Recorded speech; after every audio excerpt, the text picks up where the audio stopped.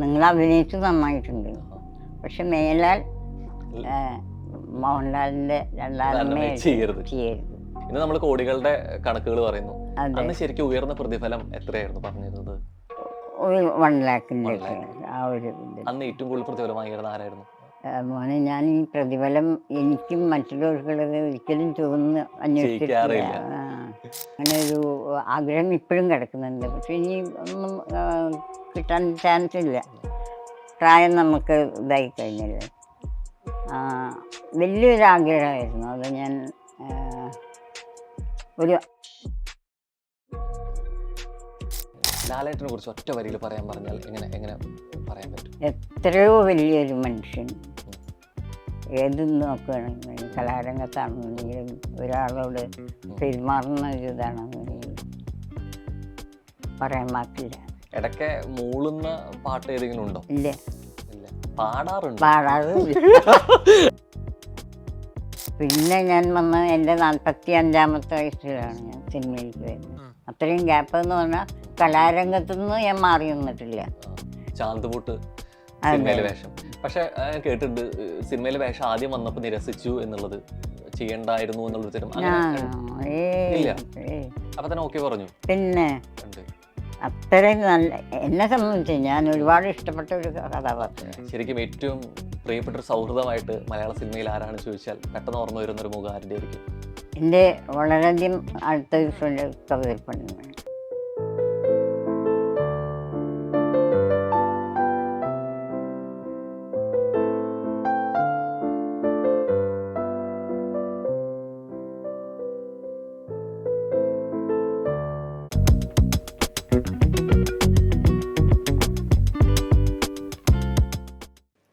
വർഷത്തിലേറെയായ മലയാള cinema ചരിത്രത്തിൽ ഏകദേശം ഒന്ന് പിന്നോട്ട് നോക്കുമ്പോൾ അതിന് ഏറ്റവും ആധികാരികമായിട്ട് സംസാരിക്കാനും അതിനെക്കുറിച്ച് മനസ്സിലാക്കാനും പറ്റുന്ന ഒരു പാഠപുസ്തകം.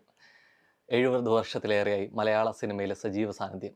അത്തരത്തിലൊരു കഥാപാത്രമാണ്, അതിനേക്കാൾ ഉപരി ഒരു കലാകാരിയാണ് ഇന്ന് നമ്മോടൊപ്പം കൂടെ ചേരുന്നത്. Have your presence the stories so far with Rohan. കൂടെ ചേരുന്നു വത്സല മേനോൻ. നമസ്കാരം. 70 വർഷത്തിലേറെയായി എന്ന് പറയുമ്പോൾ ഒരു നീണ്ട കാലയളവാണ് അല്ലേ?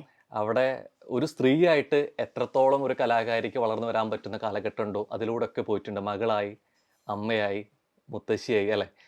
100 വർഷത്തിലേറെ ആയിട്ടുള്ള മലയാള സിനിമ അല്ലെങ്കിൽ ഇന്ത്യൻ സിനിമയുടെ ചരിത്രത്തിൽ എടുത്ത് നോക്കുമ്പോൾ ഇത്രത്തോളം എക്സ്പീരിയൻസ്ഡ് ആയിട്ട് ഇത്രയും സജീവമായിട്ട് നിൽക്കുന്നവരെ വളരെ വിരളമാണ്. ആദ്യം തന്നെ ചോദിക്കുകയാണ്, ഇവിടെ എത്തി നിൽക്കുമ്പോൾ ആദ്യം വരുന്നൊരു ഓർമ്മ എന്താ? ശരിക്കും ഒരു സിനിമ എന്ന്, മലയാള സിനിമ എന്ന് ഓർത്തെടുക്കാൻ പറ്റുന്ന ആദ്യത്തെ ഒരു കാര്യം എന്താ? അന്ന് സിനിമയൊന്നും അത്ര വലിയൊരു ഇത് ഒന്നും ഉണ്ടായിട്ടില്ല. ഞാൻ മെയിനായിട്ട് ചെയ്തത് ഡാൻസ് ആയിരുന്നു. അപ്പോൾ സിനിമയിലേക്ക് ഡാൻസ് അറിയാവുന്ന ഒരു കുട്ടി വേണം പറഞ്ഞ അന്വേഷണത്തിലാണ് എന്നെ ഉണ്ടായത്. ഒരു ഒന്നിനും അങ്ങനെ ഒരു വലിയ അയ്യോ ഞാൻ സിനിമയിലേക്ക് വന്നു അതൊന്നും തോന്നിയില്ല. ഇപ്പോഴാണ് നമുക്ക് ഓരോ സിനിമയൊക്കെ വരുമ്പോൾ വലിയൊരു തോന്നുന്നത്. അന്ന് ആഗ്രഹിച്ചു വന്നതല്ല അപ്പോൾ സിനിമയിലേക്ക്? അല്ല, അമ്മയുടെ അച്ഛൻ്റെ ഒക്കെ ഒരു ഇതില്ല, അവരെല്ലാം ചെയ്യട്ടെ എന്നുള്ളത് മാത്രം. അന്ന് വരുമ്പോ ബേബി വത്സല അങ്ങനെയായിരുന്നു അല്ലേ അറിയപ്പെട്ടിരുന്നത്? ഏകദേശം 8-ാം വയസ്സിലായിരുന്നു ഡാൻസിലൂടെ വന്നു. ഏകദേശം 1953 ആദ്യത്തെ സിനിമ പ്രവേശം. അന്ന് സത്യമാഷ് ഉണ്ടായിരുന്നു. പിന്നെ ആരൊക്കെയായിരുന്നു അന്നത്തെ ഒരു ഫസ്റ്റ്? സത്യമാഷ്, TS മുത്തയ്യ സാറിന്റെ മകളായിട്ടായിരുന്നു. പിന്നെ P. ഭാസ്കർ മാഷ്.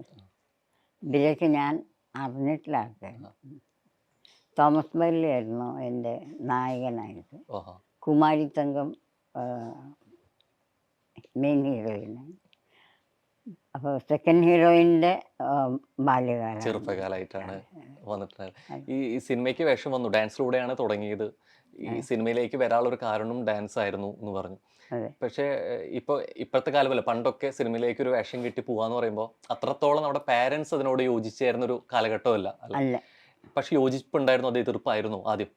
അല്ല, അവര് ഫുൾ സപ്പോർട്ടായി. ഇന്ന് വരയ്ക്കാൻ നിൽക്കുന്നത് എൻ്റെ ഫാമിലിയുടെ സപ്പോർട്ട് മാത്രമാണ്. അത് ചോദിച്ചിട്ട് ഉണ്ട്.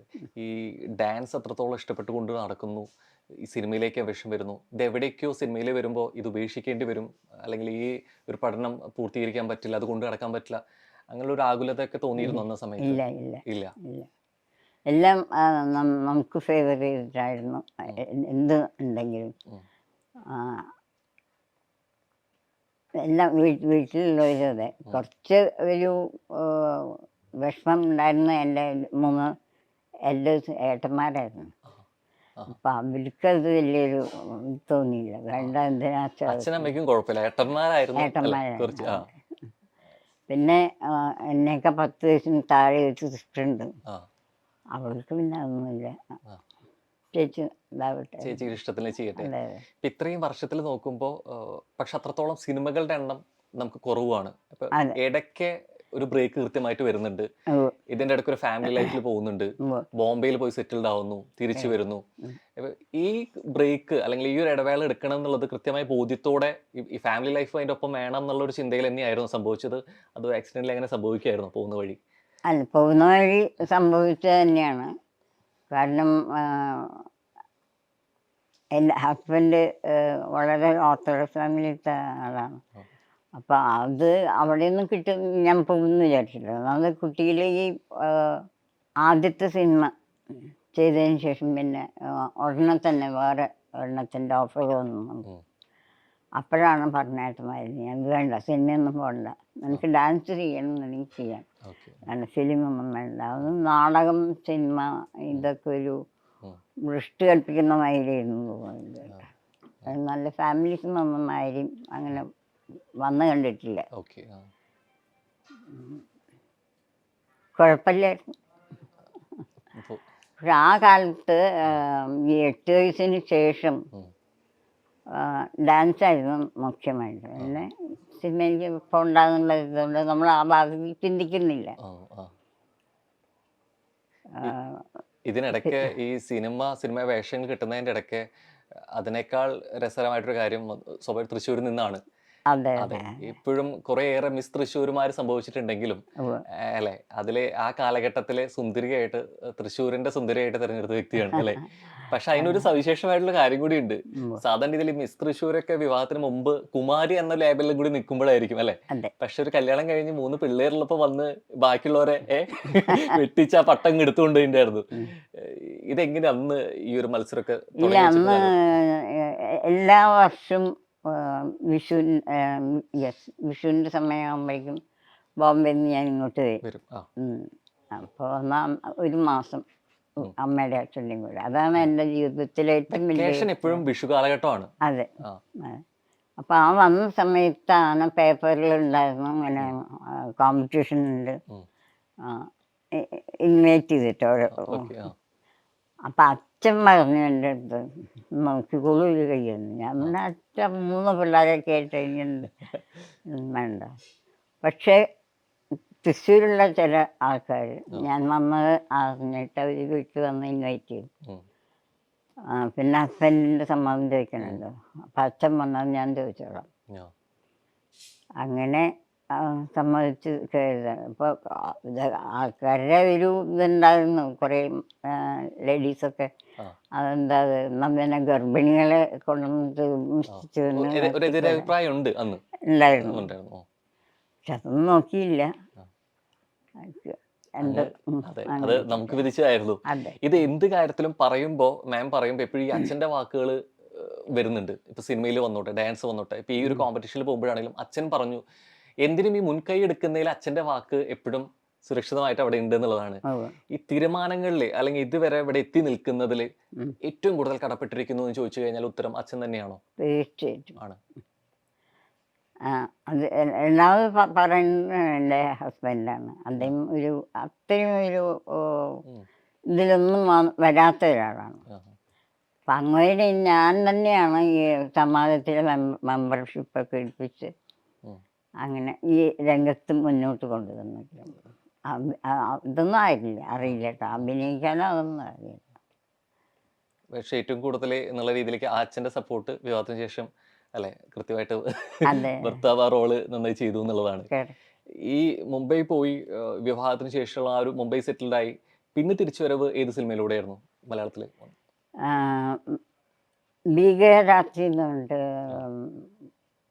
ഭീമൻ രഘുവിൻ്റെ ഒരു ഇതുണ്ടായിരുന്നു. ആഹാ. പക്ഷെ അത് മുഴുമിക്കാൻ പറ്റിയില്ല, ആ. ഹാഫിൽ നിന്ന് പോയതായിരുന്നു. പിന്നെ കിരാതം ആ. കെ.എസ്. ഗോപാലകൃഷ്ണൻ്റെ, ആ. അത് മുഴുമിച്ച ഒരു പടമാണ്. അതാണ് ആദ്യം. പിന്നീട് അങ്ങോട്ട് കുറെ കാലത്തിന് ഞാൻ തിരിഞ്ഞു നോക്കിയിട്ടില്ല. തിരിഞ്ഞു നോക്കേണ്ടി വന്നിട്ടേ ഇല്ല എന്നുള്ളതാണ്. ഈ വേഷങ്ങൾ എടുത്തു നോക്കുമ്പോൾ ഈ പ്രത്യേകിച്ച് ഈ ഒരു ചിരിയിൽ ഓർത്തെടുക്കും ഈ മലയാളി പ്രേക്ഷകർ. ആ ഈ ചിരി ഭയങ്കര പവർഫുള്ളാണ്. ആ ഈ ഒരു ക്യാരക്ടറിനെ ഓർത്തെടുക്കുമ്പോൾ അല്ലെങ്കിൽ പറയുമ്പോൾ ഇപ്പം മുത്തശ്ശി വേഷങ്ങളാണെങ്കിലും മാം ചിരിക്കുന്ന ഒരു ചിരിയുണ്ട്. ഉം. ഈ ചിരി കൃത്യമായിട്ട് റിയൽ ആയിട്ടുള്ളതാണോ, ഓരോ കഥാപാത്രങ്ങൾക്ക് വേണ്ടിയിട്ട് ഉണ്ടാക്കിയെടുക്കുന്നതാണോ? ഇപ്പൊ ചിലപ്പോൾ വാക്കുകളിലായിരിക്കാം, ചിലപ്പോൾ അഭിനയ മുഹൂർത്തങ്ങൾ പല രീതിയിൽ നമ്മൾ ഓർക്കുക. അൽസ മാമിന്റെ ഒരു പവർഫുൾ ചിരിയുണ്ട്, ഉള്ളിൽ തട്ടുന്ന. ഇത് എപ്പോൾ മുതലാണ് ഈ ഒരു ചിരി കൈ മുതലായി വന്നത്? ഇല്ല കുട്ടാ, അത് ഞാൻ പർപ്പസിൽ അങ്ങനെ ഇതാക്കുന്നതല്ല, ആ, ഓട്ടോമാറ്റിക്കായിട്ട് വരുന്ന ഒരു ഇത്. ആണ് ഈ ചിരി പോലെ ചിരി പോലെ തന്നെ ഓർത്തെടുക്കുന്ന ഒരു സംഭവമാണ് ഈ ഒരു ആക്ഷൻ. ഈ ബാക്കി എല്ലാ ആക്ടേഴ്സിനെയും കോ ആക്ടേഴ്സിനെയും വെറുപ്പിച്ച അത്രത്തോളം വിറപ്പിച്ച ലാലേട്ടൻ്റെ വിറപ്പിച്ചൊരു കഥാപാത്രമായിരുന്നു ഒളിമ്പിനൻ തോണിയായത്തിലെ, അല്ലേ? അതെ അപ്പോൾ ചെക്കുമുട്ടി തിരുതാന്നുള്ള ഒരു ജഗതി ജഗതി അതെ. അപ്പോൾ സ്വാഭാവികമായിട്ടൊരു ആക്ഷൻ ഭയങ്കര കൃത്യമായിട്ട് ആ ക്യാരക്ടറിനെ ഓർക്കുമ്പോൾ ഒരു ഓർത്തെടുക്കുന്ന ഒരു സംഭവമാണ് ഈ ഒരു ആക്ഷൻ എന്നുള്ളത്. അതെ. അത് ശരിക്കും സംവിധായകന്റെ നിർദ്ദേശപ്രകാരമായിരുന്നു അന്ന് ചെയ്തത്? പറഞ്ഞിരുന്നു തുരുത്തി കുത്തണം, അപ്പം എനിക്കറിയില്ല ഇത്. അപ്പം എൻ്റെ അടുത്ത് പറഞ്ഞു, മനസ്സിലായോ ഞാൻ പറഞ്ഞതാണ്. ഞാൻ പറഞ്ഞു നോക്കാം. പക്ഷെ ഫസ്റ്റ് ഇതിൽ തന്നെ അത് ഓക്കെ ആയിരുന്നു. ഫസ്റ്റ് ടേക്കിൽ തന്നെ അത് ഓക്കെ ഓക്കെ ആണ്. പിന്നീട് ഇതേപോലെ ഏതെങ്കിലും ഈ സിനിമയ്ക്ക് കഥാപാത്രങ്ങൾ കിട്ടുമ്പോൾ ഈ കഥാപാത്രത്തിന് നമ്മളായിട്ട് തിരഞ്ഞെടുക്കുന്ന ആ ഒരു യുണീക്നെസ് കിട്ടാൻ വേണ്ടിയിട്ട് ഇത്തരം ആക്ഷൻസ് നല്ലതാണെന്നൊക്കെ തോന്നിയിട്ടുണ്ടോ? ഈ കയ്യിൻ്റെയും ചിരിയും അതുപോലുള്ള എന്തെങ്കിലും ആക്ഷൻസ് ഒക്കെ അനിവാര്യമാണ്, അങ്ങനെ തോന്നാറുണ്ടോ പിന്നെ വേഷങ്ങൾ കിട്ടുമ്പോൾ? ആക്ഷൻ കിട്ടുമ്പോൾ നല്ലതായിട്ട് തോന്നുന്നുണ്ട്. പക്ഷേ ഈ പറഞ്ഞമാതിരി ഇത്രയും പവർഫുള്ളായിട്ടുള്ളതൊക്കെ കിട്ടാൻ ബുദ്ധിമുട്ടുണ്ടായിരുന്നു. അങ്ങനെ എന്താ പറയേണ്ടത്, ഒരു ഭാഗ്യം എന്നാണ് ഞാൻ പറയുന്നത്. നല്ല നല്ല കഥാപാത്രങ്ങൾ വരിക, അത് ചെയ്യാൻ സാധിക്കുന്ന എൻ്റെ ഒരു ഭാഗ്യം. ഇപ്പം നമ്മൾ തുടക്കത്തിലേ പറഞ്ഞൊരു കാര്യമുണ്ട്, ഏകദേശം 70 വർഷത്തിലേറെയായിട്ട് മലയാള സിനിമയിൽ എന്നുള്ളത്. ഇത്രയും വർഷം സിനിമയിൽ ഉണ്ടെന്ന് പറയുമ്പോൾ അത്രത്തോളം തന്നെ സിനിമകൾ നമ്മൾ പ്രതീക്ഷിക്കുന്നുണ്ട്. സ്വാഭാവികമായിട്ട് അത്രത്തോളം എണ്ണം നമ്മൾ കാണുന്നില്ല എന്നത്. ഇത് ശരിക്കും എന്തുകൊണ്ടാണ്? എവിടെയെങ്കിലും ഈ ഇൻഡസ്ട്രിയിൽ താഴെപ്പെട്ടതായിട്ട് തോന്നിയിട്ടുണ്ടോ? താഴെപ്പെട്ടതല്ല, ഞാൻ അക്സെപ്റ്റ് ചെയ്യാറില്ലായിരുന്നു. അപ്പോൾ ആദ്യത്തെ ഇത് കഴിഞ്ഞപ്പോൾ പിന്നെ സിനിമയില്ല, എനിക്ക് സിനിമയിൽ പോകണമെന്നില്ലല്ലോ. അങ്ങനെയാണ് നമ്മൾ വെച്ചിരുന്നത്.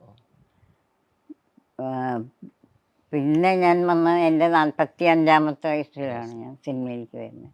അത്രയും ഗ്യാപ്പ് എന്ന് പറഞ്ഞാൽ കലാരംഗത്തുനിന്ന് ഞാൻ മാറി നിന്നിട്ടില്ല. കലയാണ് എനിക്ക് എൻ്റെ അച്ഛനും അമ്മയും കഴിഞ്ഞാൽ ഏറ്റവും പ്രാധാന്യം. അപ്പം ആ ഒരു ഗ്യാപ്പാണ്. ഈ ഗ്യാപ്പ് ഇട്ട് ഈ 45 വയസ്സിൽ വരുമ്പോൾ പിന്നെ വരുന്നത് അമ്മയായിട്ടും അല്ലെങ്കിൽ രണ്ടാനമ്മയായിട്ടുള്ള വേഷങ്ങളിലൂടെ വരുന്ന അങ്ങനെ വരും. ഈ 20കളിലെ സജീവമായിട്ട് നിൽക്കാത്തതുകൊണ്ട് നായിക വേഷങ്ങൾ കിട്ടാതെ പോയി എന്ന് തോന്നിയിട്ടുണ്ടോ അങ്ങനെ? അതുകൊണ്ട് മോനെ, എനിക്ക് അങ്ങനെ ഞാൻ നായികയായാലേ അഭിനയിക്കൂ അങ്ങനെയില്ല. എനിക്ക് നല്ല ക്യാരക്ടർ റോള് കിട്ടിയാൽ ഏറ്റവും സന്തോഷം. ഈ വേഷങ്ങൾ കിട്ടിയാൽ ചിരിക്കുന്ന, എപ്പോഴും ചിരിക്കുന്ന അല്ലെങ്കിൽ നല്ല ചിരി സമ്മാനിക്കുന്ന ഒരാൾ, പക്ഷേ ഒരു പക്ഷേ ഞാൻ കേട്ടിട്ടുണ്ട്, കേട്ടറിവ് ശരിയാണോ എന്നറിയില്ല, സെറ്റിലാണെങ്കിലും പൊതുവേ വത്സല മാം കുറച്ച് ഷോർട്ട് ടെമ്പേർഡാണ്. ഒരു പക്ഷേ ചില കാര്യങ്ങൾ പറയുമ്പോൾ പെട്ടെന്ന് ചിലപ്പോൾ റിയാക്ട് ചെയ്യും, കുറച്ച് ഉറക്കെ സംസാരിക്കാൻ സാധ്യതയുണ്ട് എന്ന് കേട്ടിട്ടുണ്ട്. ശരിയാണോ?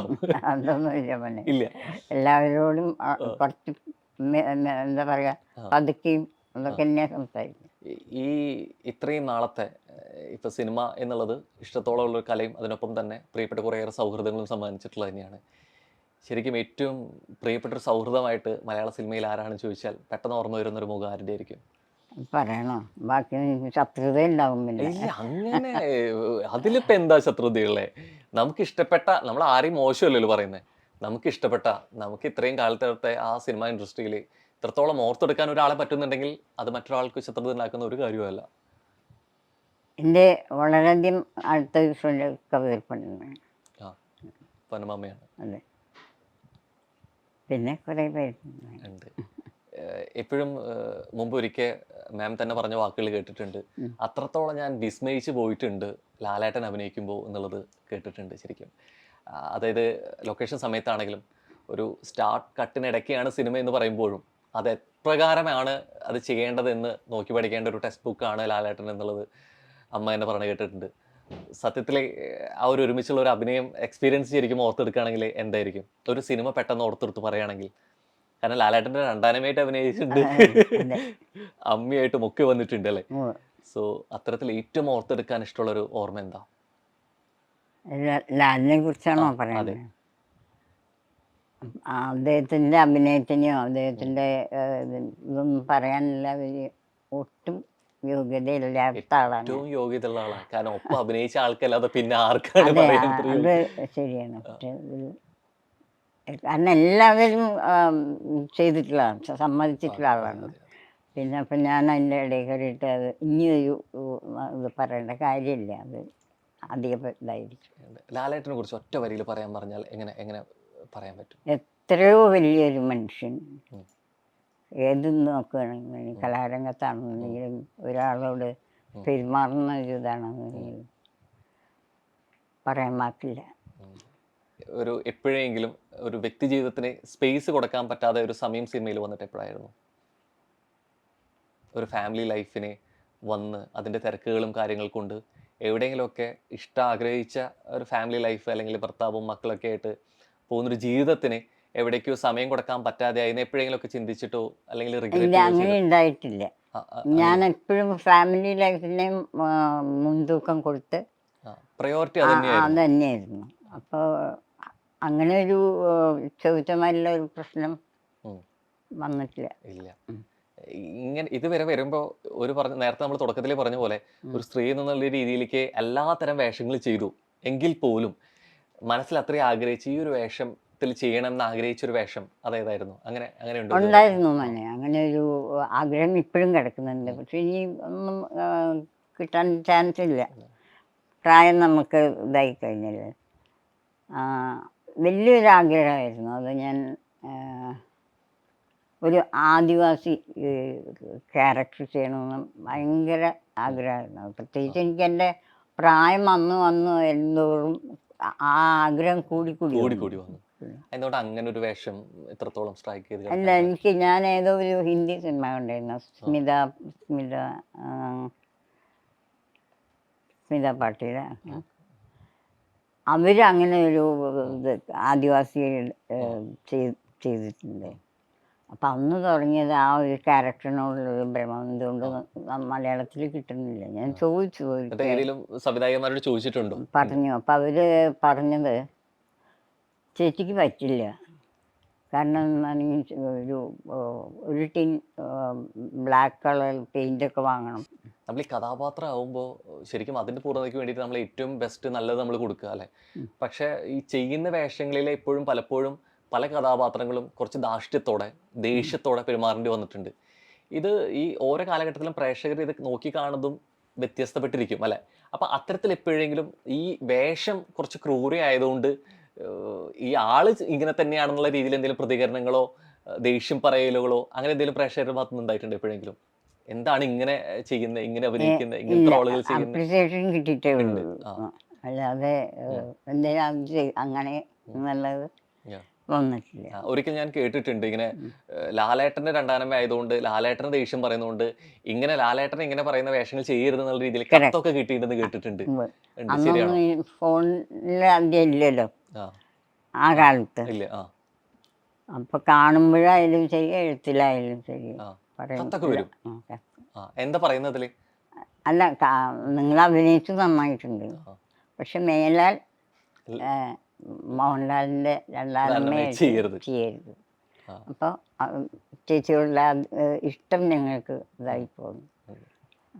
പിന്നെ അങ്ങനെ പറയും. ക്യാരക്ടർ വരുമ്പോൾ തന്നെ ചോദിക്കും രണ്ടാനമ്മയൊന്നല്ലല്ലോ, കാരണം ആ കുട്ടിയോട് നമുക്ക് രണ്ടാനമ്മയായിട്ട് അഭിനയിക്കാൻ പറ്റുന്നില്ല.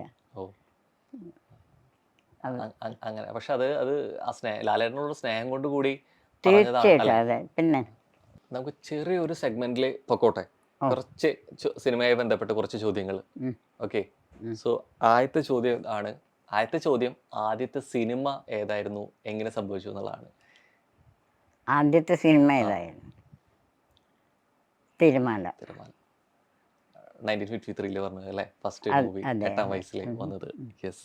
സോ ഫസ്റ്റ് ഇപ്പോൾ സിനിമാ രംഗത്ത് മാത്രമല്ല, പിന്നെ ടെലിവിഷൻ സീരിയൽ രംഗത്തും ഉണ്ടായിരുന്നു. ഉം. ഫസ്റ്റ് ടെലിവിഷൻ സീരിയൽ ഏതായിരുന്നു? ഫു, ഇത് ഓർക്കുന്നില്ല. ഇല്ല. 13 എപ്പിസോഡുള്ള ഒരു സീരിയലുകൾ ഒരു കാലത്തുണ്ടായിരുന്നു. ആ, അതിൽ ഏതോ ആണ്. 13 എപ്പിസോഡ്, ഉം. അത്ര ഒക്കെ മാത്രം അന്ന് ഉണ്ടോ? ആ 13 ഉള്ളൂ. ആ പിന്നീടാണ് മേഘ ഒക്കെ തുടങ്ങിയത്. ആ. ആ 13കളിൽ മധുമോഹൻ എന്ന് പറഞ്ഞിട്ടുള്ള ഒരു ആളുണ്ടായിരുന്നു. അന്ന് ഒരുപാട് സീരിയൽ എടുത്താണ്. അപ്പം ആ കാലത്ത് അതിലായിരുന്നു കൂടുതൽ. മലയാളം അല്ലാതെ ചെയ്തൊരു സിനിമ ഏതായിരുന്നു, മറ്റു ഭാഷയിൽ? സിനിമ ഇത് ഈ സിനിമ ഏതാ? ഭരതൻ്റെ തകരയുടെ അറിയോ? ആ, തകര സിനിമ. ആ, അല്ല, അത് വേറെ ഭാഷയിൽ അത് തമിഴിൽ ചെയ്തിട്ടുണ്ട്. എടുത്തിട്ടുണ്ടായിരുന്നു ആഹാ. ഭരതൻ സാറിനെ. ആ, അപ്പം അന്ന് ഏതായിരുന്നു സിനിമ, ഓർക്കുന്നോ? അയ്യോ, കുട്ടികൾക്ക് നിങ്ങൾക്ക് ആർക്കെങ്കിലും ഓർമ്മയില്ല? ആവാരമ്പ്. ആഹാ. ആവാരമ്പ്. അവരമ്പൂല്ലേ. അപ്പം അത് ചെയ്തിട്ടുണ്ട്. നാസറായിരുന്നു എൻ്റെ ഓപ്പോസിറ്റായിട്ട് ഞാൻ ചെയ്തു. അപ്പോൾ തമിഴ് എനിക്ക് വലിയ പിടുത്തൊന്നുമില്ല. ആഹാ. ഭരതൻ സാർ പറഞ്ഞു ചെയ്യാം. ചെയ്യൂ. അപ്പൊ അന്ന് ഡബ് ചെയ്തപ്പോ ആരായിരുന്നു? ഞാൻ തന്നെ ആണ് പഠിച്ചു ചെയ്തു. പഠിച്ചത്. ആദ്യം കിട്ടിയ പ്രതിഫലം എത്രയാന്ന് ഓർമ്മയുണ്ടോ? ഉണ്ട്. ഉണ്ട്. അതെനിക്ക് എത്രയായിരുന്നു? തന്നെ അതിൽ കിട്ടി. തന്നെയായിരുന്നു. വേറെ 200 രൂപയും കിട്ടി. 200 രൂപയാണ്. അതെ, അതൊരു അന്നത്തെ ഒരു 200 എന്ന് പറയുമ്പോൾ ഇന്ന് എത്ര രൂപയായിട്ട് നമുക്കത് കാൽക്കുലേറ്റ് ചെയ്യാൻ പറ്റും? എങ്ങനെ കണക്കാക്കാൻ എത്രത്തോളം ഉണ്ടായിരിക്കും? ഒരു 5000 കണക്കാക്കാം. 5000. അന്നത്തെ നായകന്മാരുടെ പ്രതിഫലം എത്രയായിരുന്നു, ഓർമ്മയുണ്ടോ? ഇല്ല ഇല്ല ഇല്ല. ഇല്ല. അന്ന് കാരണം ഞാൻ അന്ന് മലയാള സിനിമയിൽ ഉയർന്നു വാങ്ങിയിരുന്ന പ്രതിഫലം എത്രയായിരുന്നു എന്ന് ഓർമ്മയുണ്ടോ? അന്ന് ഇന്ന് നമ്മൾ കോടികളുടെ കണക്കുകൾ പറയുന്നു. അതെ, അന്ന് ശരിക്കും ഉയർന്ന പ്രതിഫലം എത്രയായിരുന്നു പറഞ്ഞിരുന്നത്? ഒരു 1 ലാഖിൻ്റെ 1 lakh. ആ ഒരു ഇതിൽ. അന്ന് ഏറ്റവും കൂടുതൽ പ്രതിഫലം വാങ്ങിയിരുന്ന ആരായിരുന്നു? മോനെ, ഞാൻ ഈ പ്രതിഫലം എനിക്കും മറ്റുള്ളവർക്കുള്ളത് ഒരിക്കലും ചോദിച്ച് അന്വേഷിച്ചിട്ടില്ല. ചെയ്യിക്കാറില്ല. ഈ സിനിമയിലെ വേഷങ്ങളെ പറ്റി പറയുമ്പോൾ ഏറ്റവും കൂടുതൽ ഓർത്തെടുക്കുന്ന ഒരു വേഷമാണ് ചാന്തുപൂട്ട് സിനിമയിലെ വേഷം.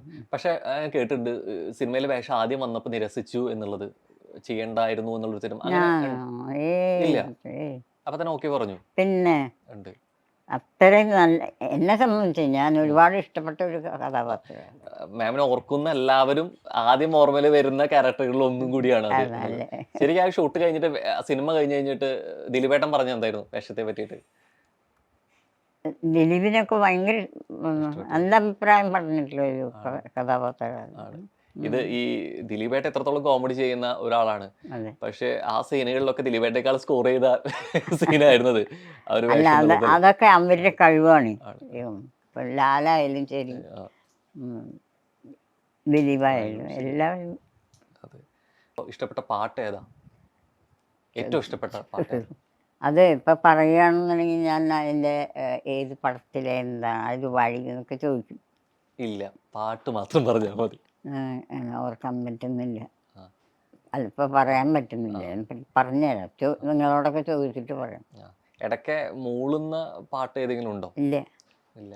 പാടാറുണ്ട്. പാടാറില്ല. ആ പാടില്ല എന്ന് പറയാൻ വേണ്ടിയിട്ടാണ് മൂളുന്നില്ല, എനിക്ക് ഓർമ്മയില്ല എന്ന് പറയുന്നത്. ആണോ? എനിക്ക് പക്ഷെ എത്രത്തോളം ഡാൻസ് ചെയ്യുന്നു, എത്രത്തോളം അഭിനയിക്കുന്ന കലാകാരി സ്വാഭാവികമായിട്ട് രണ്ടുപേര് പാടാതെ. ഒന്നാമത് ഈ സുഖമില്ലാത്ത കാരണം. ഈ ദേഹാസ്വസ്ഥതയും അല്ലെങ്കിൽ ശാരീരികമായിട്ട് എപ്പോഴും മനസ്സെപ്പോഴും ചെറുപ്പമായിട്ട് നിൽക്കുന്നു. ഈ മനസ്സിനൊപ്പം ശരീരം സഞ്ചരിക്കുന്നുണ്ടോ? സഞ്ചരിച്ചിരുന്നില്ല. അത് ട്രീറ്റ്മെന്റ് എടുത്ത് ഇടക്കാലത്ത് ഭയങ്കരമായിട്ട് അല്ലേ? അതെ. എന്തായിരുന്നു സംഭവിച്ചത്? പാർക്കിൻസൺ പറഞ്ഞിട്ടുള്ളത്. അപ്പം അത് അദ്ദേഹത്തിന് വിറയൽ വരുന്നുണ്ടായിരുന്നു. അപ്പം അന്ന് ഞാൻ ആമി എന്ന് പറഞ്ഞിട്ടുള്ളൊരു കമലാസുരയ്യയുടെ അതിൽ ഉണ്ടായിരുന്നു. ആ, ചെയ്തുകൊണ്ടിരിക്കുന്നത്. ചെയ്യുന്നു. അപ്പം ഞാൻ ചെന്ന വഴിക്ക് തന്നെ ഈ അസുഖം തുടങ്ങിയിട്ട് ഉം. ആദ്യം ചെയ്യുന്ന ഒരു പടമായിരുന്നു. ഓ. അപ്പോൾ വിളിച്ചു കഴിഞ്ഞ് ഞാൻ അവിടെ പോയി കമൽ സാറിനെ കണ്ട് ആ. പറഞ്ഞു, സാർ എനിക്ക് ഷിവറിങ് ഉണ്ട് പറഞ്ഞു. അപ്പം എൻ്റെ അടുത്ത് പറഞ്ഞ വയസ്സായ ഷിവറിങ് വരുന്നു, ആ. കുഴപ്പമൊന്നുമില്ല, സാരില്ല, ചേച്ചി എന്തിനാ നിനക്ക് വിഷമിക്കണം, ആ. അഭിനയിച്ച് അതെല്ലാം വെച്ചു. പിന്നെ എനിക്ക് നടക്കാനുള്ള പ്രയാസം വന്നതാണ്. ഓ. നടക്കാനുള്ള പ്രയാസത്തിലും വീട്ടിലും ആരെങ്കിലും സഹായം വേണം, ഇവിടെ ബാത്റൂമിൽ പോകാനോ അങ്ങനെ ട്രീറ്റ്മെൻറ്റിൽ ഇപ്പം ആ ഇതിൽ നിന്ന് ഞാൻ റിക്കവർ ഷിവറിങ് ചെയ്തു. ശരിക്കും അതിന്റെ ഭാഗമായിട്ട് ആയതാണോ, വന്നു തുടങ്ങിയതാണോ, കയ്യിൽ ഷിവർ ചെയ്തോ? അത് അതും പാരമ്പര്യമായിട്ട് വരുന്നു പറഞ്ഞു. രണ്ട് തരം അങ്ങനെ ആർക്കെങ്കിലും ഉണ്ടോ? അതേ ഉള്ളൂ. അമ്മയുടെ അച്ഛന്, അതെയോ? അമ്മയ്ക്ക്, ആ. ഏട്ടന് ആ. അങ്ങനെ. എപ്പോഴെങ്കിലും ഈ ഷൂട്ടിംഗ് സമയത്ത് ഈ വിറയിലൊരു ബുദ്ധിമുട്ടായി വന്നിട്ടുണ്ടായിരുന്നോ എപ്പോഴെങ്കിലും? ബുദ്ധിമുട്ടായിട്ട് വന്നിട്ടൊന്നുമില്ല, പക്ഷെ അത് വരുന്നുണ്ട്. ഉം. ഇടയ്ക്ക് വേറെ അങ്ങനെ വരും. അപ്പം ഇങ്ങനെ പിടിക്കുന്നുണ്ട്. ഏതറിയോ, ദിലീപിൻ്റെ ഇപ്പോൾ അവസാനം ഇറങ്ങിയ പടം ഈ വീടിൻ്റെ കേശി വീടിന്റെ വീടിൻ്റെ അതെ. അതിൽ വരയ്ക്കണ്ട. ഞാൻ ദിലീപിനോട് പറഞ്ഞു, എൻ്റെ കൈ വരയ്ക്കണ്ട, വീട് ചേച്ചിയതൊക്കെ സാധാരണയല്ലേ. അവരുടെയൊക്കെ സപ്പോർട്ട് എനിക്ക് ധാരാളം ഉണ്ടായിരുന്നു. അതുകൊണ്ട് ഞാൻ ഇപ്പം ഇവിടെ ഇങ്ങനെ നിൽക്കുന്നു, നിങ്ങളൊക്കെ വരുന്നു, എന്നെ കാണുന്നു. ഈ അവസാനം വന്ന സിനിമ കോൾ ആരുടെ ആയിരുന്നു? ഏത് സിനിമയ്ക്കായിരുന്നു? ആരുടെ ആയിരുന്നു? ആരുടെയെന്ന് പറഞ്ഞില്ല, ഞാൻ അറിയാത്ത കുറേ കുട്ടികൾ, ഡയറക്ഷൻ ചെയ്യുന്ന കുട്ടികൾ വിളിച്ചിട്ടുണ്ട്. അപ്പം പറയും, അവരോട് പറയൂ ഇതേമാതിരി എനിക്ക് അസുഖമുണ്ട്, പക്ഷെ മാറിത്തുടങ്ങി. ഇപ്പം ഞാൻ റിക്കവർ ചെയ്തുകൊണ്ടിരിക്കുക. അത്രയായിട്ട് ചില സമയത്ത് ഒട്ടും മടക്കുന്നില്ല. ചില സമയത്ത് ഭയങ്കര ബുദ്ധിമുട്ടായിട്ട് ചില സമയത്ത് ടെൻഷൻ വന്നാലാണ് എനിക്കിത് കൂടുതലായിട്ട് ഫീൽ ചെയ്യുന്നത്. എന്തിനാ ടെൻഷൻ? എന്തിനാ? വേണ്ട, ടെൻഷൻ വേണ്ടല്ലോ. ടെൻഷനുള്ള കാര്യങ്ങളൊന്നുമില്ല. ഉണ്ടോ? ഇല്ല. ഒരൊറ്റ ചോദ്യത്തിലൂടെ നമുക്ക് വൈൻഡപ്പ് ചെയ്യാൻ തോന്നുന്നു. ഈ 70 വർഷത്തിലായി നിൽക്കുന്നു. ഈ 70 വർഷത്തിന്റെ ചരിത്രം പറയുന്നവർ തന്നെ വളരെ കുറവേ ഉള്ളൂ. എന്ത് മാറ്റം മലയാള സിനിമയ്ക്ക് ഈ 70 വർഷത്തിൽ ഇവിടെ എത്തി നിൽക്കുമ്പോൾ മാറ്റം വന്നിട്ടുള്ളത്? എങ്ങനെ തോന്നുന്നത്? ഇപ്പോഴത്തേന്ന് പറഞ്ഞാൽ കൂടുതൽ ഒന്നും കൂടി അത് സ്വാഭാവികമായി പ്രസൻറ്റ് ചെയ്യുന്നുണ്ട് അവർ. അങ്ങനെ എനിക്ക് ഫീൽ ചെയ്തത്. പണ്ടൊക്കെ കുറച്ച് ആർട്ടിഫിഷ്യൽ നാടകീയത ഉണ്ടായിരുന്നു, പണ്ട് ഉണ്ടായിരുന്നു. ഇപ്പം അത് കുറവായിട്ട് തോന്നുന്നു. യെസ്. അപ്പം എന്തായാലും 100 വർഷത്തിലേറെ ആയിട്ടുള്ള മലയാള സിനിമയുടെ, ഇന്ത്യൻ സിനിമയുടെ ചരിത്രത്തിലെ ഒരു പക്ഷേ ആ സിനിമയെക്കുറിച്ചും സിനിമയുടെ പിന്നാമ്പുറത്തെക്കുറിച്ചും കൂടുതൽ നമുക്ക് അറിയാൻ ഏറ്റവും നല്ലൊരു ടെക്സ്റ്റ് ബുക്കാണ് വത്സല മാം എന്നുള്ളത് എടുത്തു പറയേണ്ടിയിരിക്കുന്നു. അപ്പോൾ ഒത്തിരി സന്തോഷം ഇത്ര നേരം നമ്മുടെ ഒപ്പം ഉണ്ടായില്ലേ. അപ്പോൾ ഇതേപോലെ സുന്ദരിയായിട്ട് ആയുരാരോഗ്യ സൗഖ്യത്തോടെ ഇനിയും കുറേയേറെ സിനിമകൾ നമുക്ക് നമുക്ക് കാണാൻ പറ്റട്ടെ. ഇതുപോലെ വീണ്ടിരുന്ന് സംസാരിക്കാൻ പറ്റട്ടെ. പ്രാർത്ഥന നിങ്ങളുടെ എല്ലാവരും പ്രാർത്ഥനയും അനുഗ്രഹമൊക്കെ ഉണ്ടാവട്ടെ. ഞങ്ങളും പ്രാർത്ഥിക്കുന്നു, ഞങ്ങൾക്ക് വേണ്ടിയും പ്രാർത്ഥിക്കുക. Thank you so much.